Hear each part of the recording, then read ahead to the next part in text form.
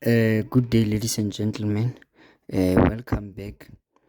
We are still busy with vertical projectile motion, and then, as you remember from part one of this video, we were still busy with a bouncing a projectile, and then in this session, we'll then look at part two of this video of a bouncing projectile, and this is the last part. And then, as you remember, ladies and gentlemen, we had now this example of ours where now a ball was projected vertically upwards with a speed of 15 meters per second from the top of the edge of the building, and then the ball hit the ground after 5 seconds, and it was in contact with the ground for 0.3 seconds, and then it bounced vertically upwards to reach a maximum height of 8 meters. And then remember there, ladies and gentlemen, we drew now our trajectory.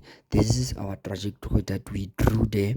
And then remember, the first question was to say now let's calculate the height of the building. And as calculating the height of the building, we had two approaches there. We had two approaches whereby now we considered motion from A to D.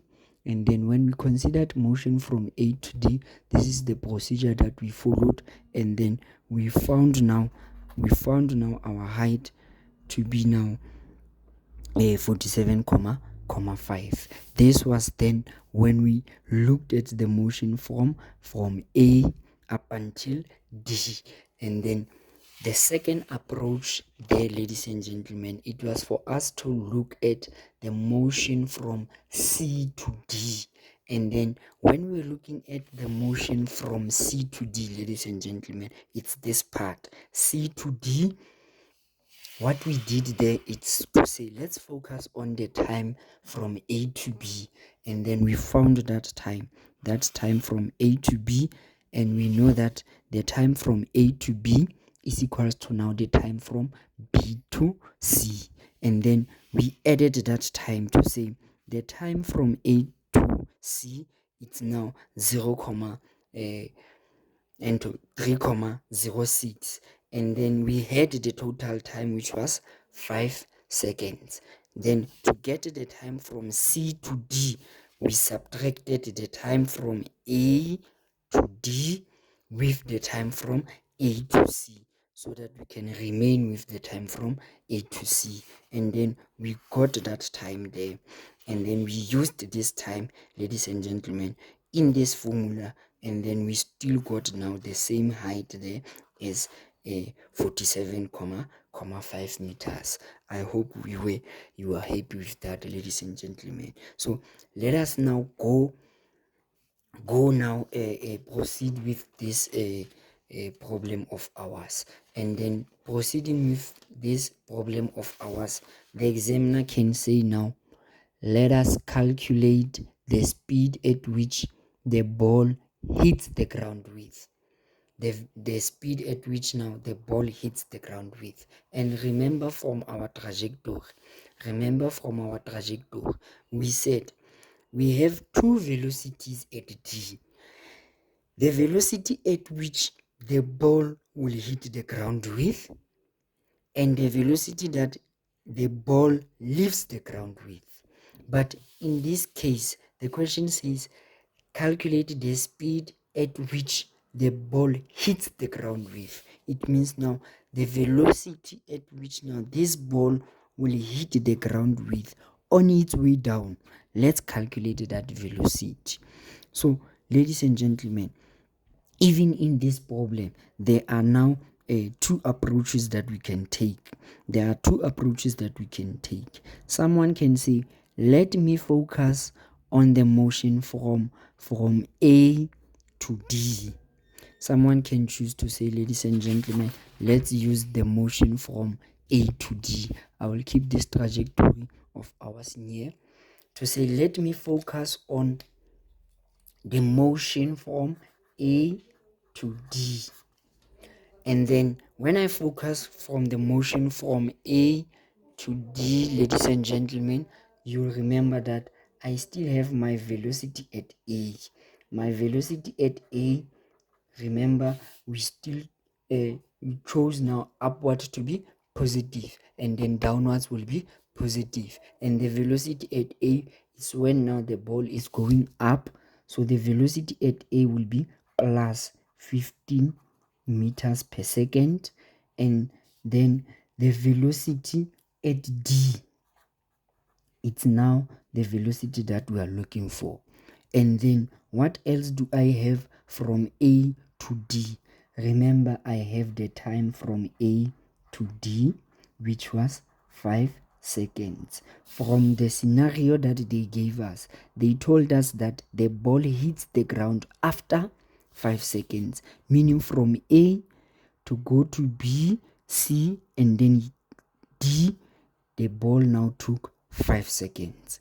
And then from there again, we know that we have G, which is now negative 9.8 meters per second squared.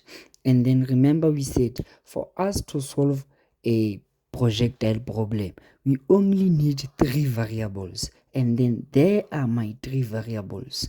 And then I can use these 3 variables of mine to find now the velocity at D. And then you'll agree with me that the equation that I will use there will be Vf is equals to Vi plus A delta T, because now I am looking for the final velocity, which is now the velocity at point D. And then I have my initial velocity, which is the velocity at point A. And then I have the total time from A to D, which is 5 seconds. And then I can substitute into my formula to say 15 plus a negative 9.8, and then my time there, it's 5 seconds. And then I will find my VFS. Let's punch this into the calculator, ladies and gentlemen, to say 15 plus negative 9.8 into 5. And then we get now our velocity as negative 34 meters per second. And then if you can remember, ladies and gentlemen, we chose downwards to be positive and upwards to be positive. And then my velocity at D, it's now when the ball is going downwards. And we agreed that that velocity there, ladies and gentlemen, has to be negative. And then it agrees now with our calculation to say it is negative. But the examiner does not want the velocity. The examiner now wants what? The examiner wants the speed. So we'll then conclude to say, therefore, the speed is equals to 34 meters per second. But if the examiner was looking for the velocity, we'll then say the velocity there, the velocity is Vf is equals to 34 meters per second downwards. Why downwards, ladies and gentlemen? Because our downwards is negative. If the examiner was looking for, I will highlight this, if the examiner was looking for the velocity, but in this case the examiner just wants now the speed, and then that will now be my speed when I'm taking the motion from A to D. But then someone can say, how about we work with the motion from C to D? Will it give us the same answer? The motion from C to D? Definitely, it must now give us the same answer. So let's check when someone is working now with the motion from C to D. It should now give us the very same answer, ladies and gentlemen. So let's check. From C to D, what is it that we have? What is it that we have?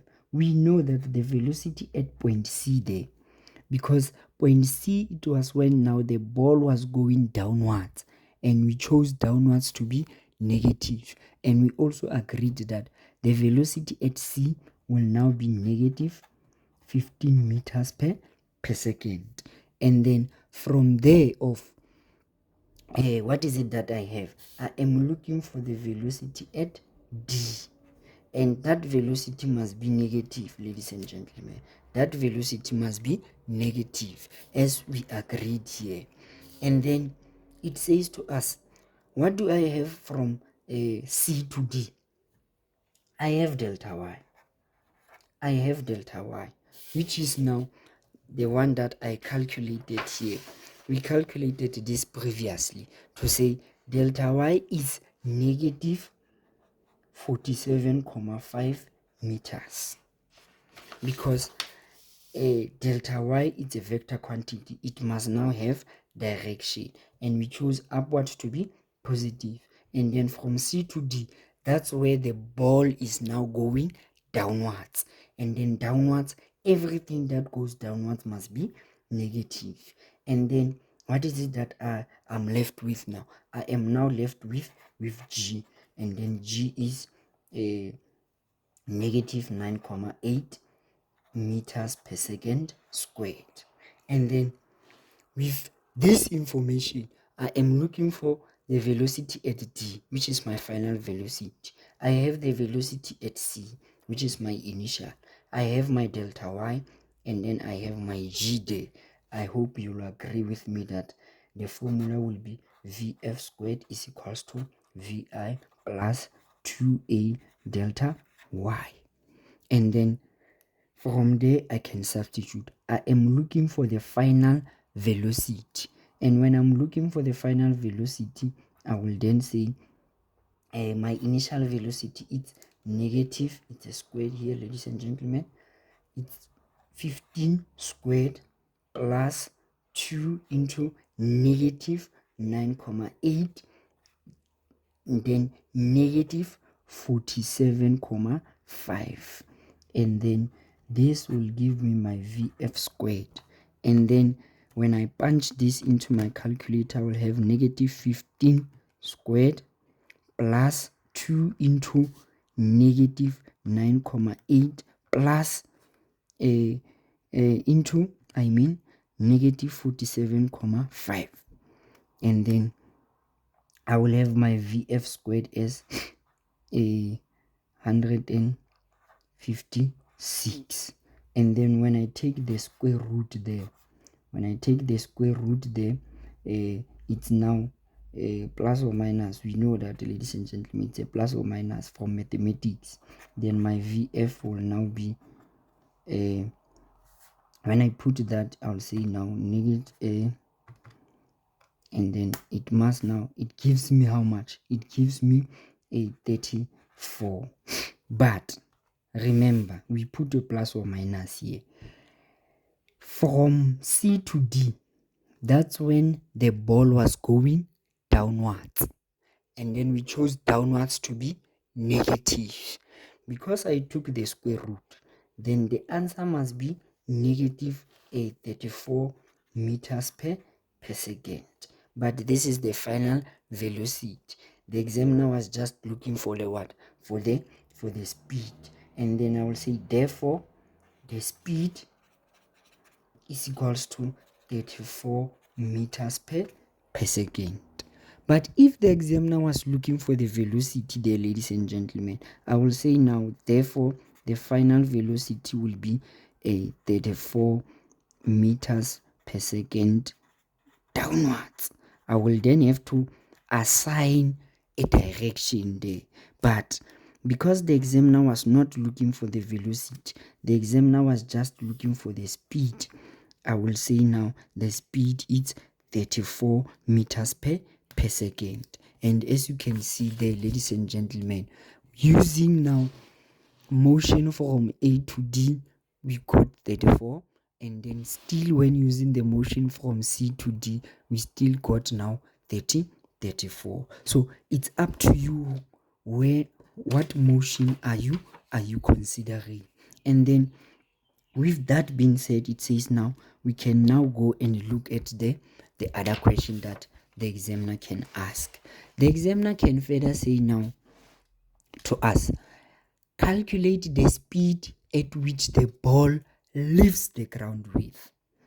Now, if we go back to our trajectory, ladies and gentlemen, we said the velocity at D, we have two velocities.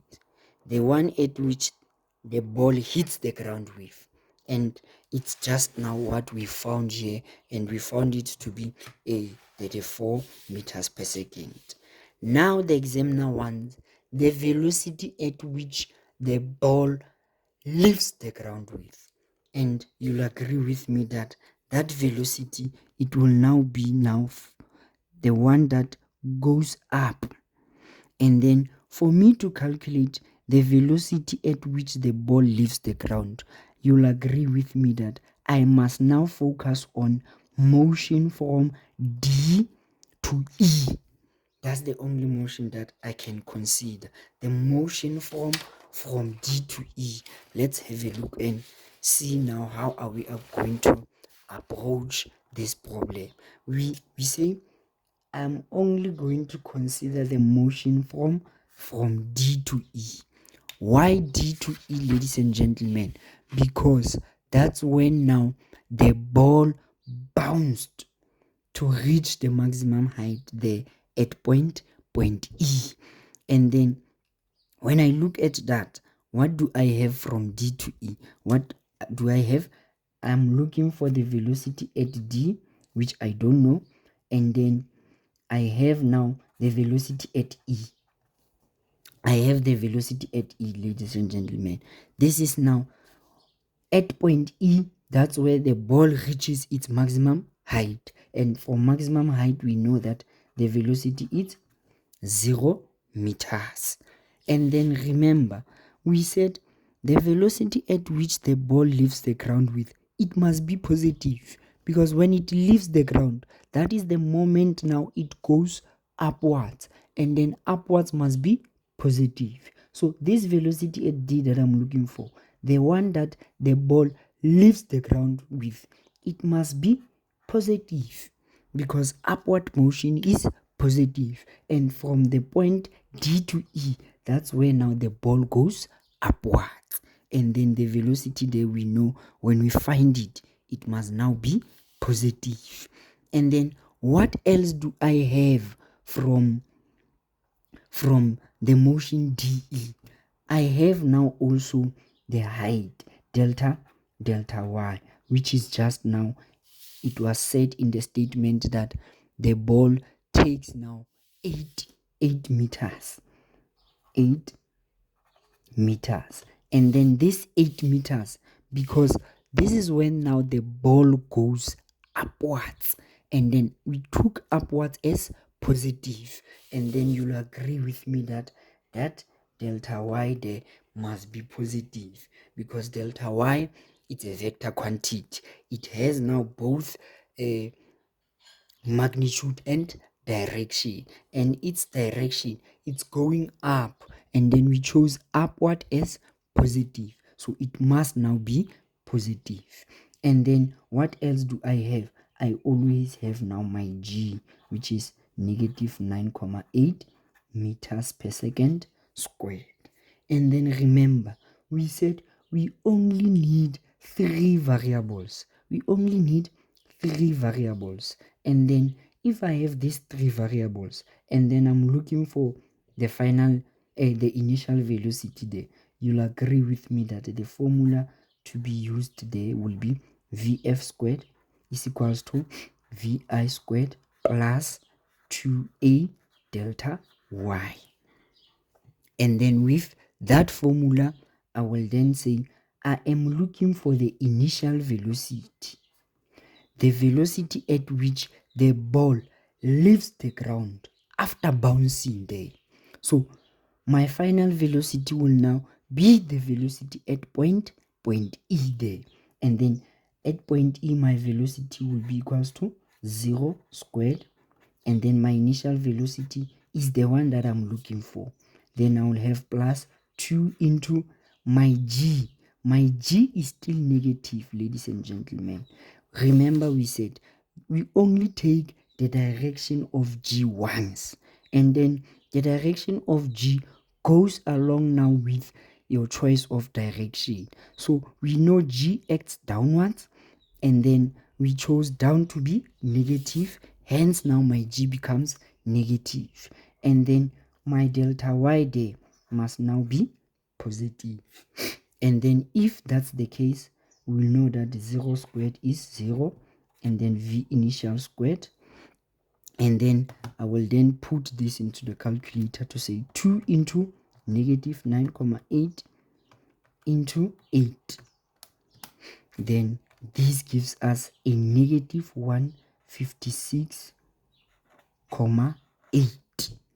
And then when I transpose this to the other side, it will now be 156,8 is equals to V initial squared.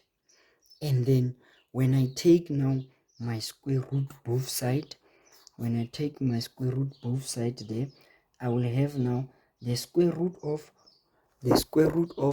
156, and then the square root of 156 there, not 156 but 156 comma 8, and then my velocity there will now be 12,521,980,67 is equals to my V initial. But now, what must be the direction of this V initial? Remember, in front of a square root, we have a plus or a minus. But we said when the ball is going to the point D, it is going upwards. And then my upward is taken as positive. So my velocity there will now be positive. If the examiner was looking for the velocity, I will then say the velocity is 12,582 meters per second upwards. If the examiner was looking for the velocity, but in this case, ladies and gentlemen, the examiner was just looking for the speed. Then I will say now, therefore, speed is equals to 12,582 meters per second. And then this, ladies and gentlemen, will now be my speed at which now this ball leaves the ground wave, and then that will be the velocity at which the ball leaves the ground wave, and then it must now be 12,552. I hope now you are happy with that, ladies and gentlemen. I hope you are happy with that. And then if you are happy, you will then say, now let's look at the last question. The last question that can come here, ladies and gentlemen, let me find a clean page. The last question, ladies and gentlemen, that the examiner can ask. The examiner can say, now let's go and find now to say draw the velocity versus time graph. The examiner can say draw the velocity versus time graph, and for us to draw the velocity versus time graph, you'll agree with me that we need to have our axis there, and then on this side, remember, we'll have now our velocity measured in meters per second, and then on the x-axis here, you'll agree with me that we have the time in seconds, and then I'll have my heading there. My heading there will be velocity versus time. The velocity versus time. And then from there, ladies and gentlemen, let's assign the velocities, because we know the velocities. But I will use my trajectory here and the velocities that we found while we were looking for the speed. It says now point A. At point A, it was the velocity that the ball was projected vertically upwards. And then that velocity, how much was it? It was 50. So I will put 15 here, and also I will then put 15 here, and then we know this one, it must be negative because it is below the x-axis. And then here, you know, above the x and the x-axis, it must be positive, and then below it must be negative. There are crucial things that we are going to talk about these signs here, ladies and gentlemen. We'll talk about that. Let's finish assigning the velocities here. And then also I had now this 15 here, the one that is positive, it's going to be now the velocity at A, and then we know that at B, that's maximum height, the velocity there will be 0, and then at C there, that's when the ball was now going downwards. And then we said, because up is positive, the velocity must be negative. Let me put it here, ladies and gentlemen, to say now we are still working with up as positive. And then remember, at D here, we have this velocity at which now the ball hits the ground with, and that velocity must be negative. And then we just calculated that velocity. If you can remember, we just calculated that velocity from C to D. We found the velocity to be negative 34. This is now the velocity at D when the ball was going downwards, and then that is the velocity. But we said we have two velocities here. The one that the ball hits the ground with, it's negative 34, and also we said we have the velocity at which now the ball leaves the ground with, and we said now that velocity must now be a positive 12,52. And then it says to me now that I must then come here and then 12,5 2, ladies and gentlemen. Sorry for squeezing that there. It's 12,52. This is the velocity at which the ball leaves the ground with. That is that velocity. And then we know that for the whole motion from A to D, the ball now took how long? It took 5 seconds. So I will include that 5 seconds there. And then remember, from A to B, we calculated the time from A to B. We said that time is going to be 1,53. So it says to me here, let me have the time 1,53. And then from B to C, we still have that time, ladies and gentlemen. If you can remember, we said the time from B to C will be equals to the time from A to B. And we explained that in the previous videos to say now that is symmetry. And then it must now be here that time, and that time must give us 3,006, and then that is that time there. And then from there, ladies and gentlemen, we can now say, let us now look at this graph of ours. The key thing that I want to emphasize is that when my upward motion is positive, my graph must start on the positive side. If my downwards was a positive, ladies and gentlemen, the graph will start at the bottom. Why do I say that? The ball is going up, and then you chose your upward to be positive. And then if your upward is positive, your ball is going up, your graph must start at the positive side. So it then says to me, remember, when the ball is moving from A to B, its velocity was increasing. We are going to draw part by part from A to B.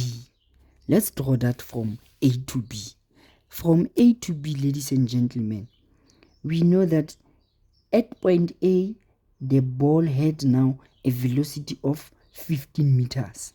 And then as it goes up to point B there, the velocity was decreasing. And you'll agree with me that for me to decrease here, I am decreasing now my velocity there. So my graph must go now downward in that direction. And whilst I'm drawing this graph, I will then say here it is point A, and then here it is point B. We know that at point B there, the velocity is 0. So our velocity is 0 there at point B. And then from B to C, the velocity was increasing. So I must then start from a 0 here, and then I must now go down. This negative, ladies and gentlemen, it just shows me the direction. It just shows me that from B to C, the ball was going downwards. And then we said downwards. We said down is negative. So it just tells me this negative here, ladies and gentlemen, it just tells me about the direction. So it then says to me from B to C, the ball now was now increasing in velocity. Remember, this negative, ladies and gentlemen, just tells me about the direction. And then this is now from B to C. And then remember, from B to C, it took that time. Now we are looking at the motion from C to D. And then from C to D, ladies and gentlemen, you agreed that the ball will now hit the ground after 5 seconds with a velocity of the velocity there. It must be straight, ladies and gentlemen. I'm using a free hand. Sorry for that. So that at that time, after 5 seconds, that's when the ball was at point D. And then it says to us now that our velocity at point D, when the ball was going down, we agreed that it is negative 34. And then, ladies and gentlemen, they further said to us here, the ball is in contact with the ground for 3 seconds. So I must have my contact time there to say now, from here, let me use black to say this must now be 5,03. And then remember, ladies and gentlemen, for us to show that the ball was bouncing, we now need to say now this ball was bouncing like that. And then here now just shows me now the contact time at which now the ball was in contact with the ground there. And then remember, this will now be point C here, and then this will now be, I will just write it here to say this is point D. Also this one will be point D. And then remember, we said at D day, that's when now the ball bounces, and then it bounced upwards with a velocity of how much? Of 12,52. And then it says to us there now, ladies and gentlemen, when it bounces, the velocity at which it bounced upward with, remember, it was positive. Hence now I will start my graph on the positive side there, to say now here it's now the velocity, and then it was going to the maximum height there, which is point E. But at the time there we did not calculate, but we can still calculate it. But now the graph will look like this. It will then look like this, ladies and gentlemen. Remember, it was going up, so its velocity must be decreasing. So if this is point D, it says to me that this must now be point E there, and then the graph, the velocity time graph will look like that, ladies and gentlemen. And remember, always now make sure that your lines there, your lines are parallel there, because we know that the parallel lines have now the same gradient, and we know from the velocity time graph that the gradient of this must now give us the gravitational acceleration there. That's it, ladies and gentlemen. I hope now you have enjoyed this session. This was our last session on the bouncing ball. Please, if you haven't looked at the first video, the part 1, please revisit part 1 before now looking at part 2, ladies and gentlemen. I hope you enjoyed the lesson. If you have any question, just simply comment below there on the video, and feel free to ask any question. Thank you very much, ladies and gentlemen. I hope now you enjoyed the lesson.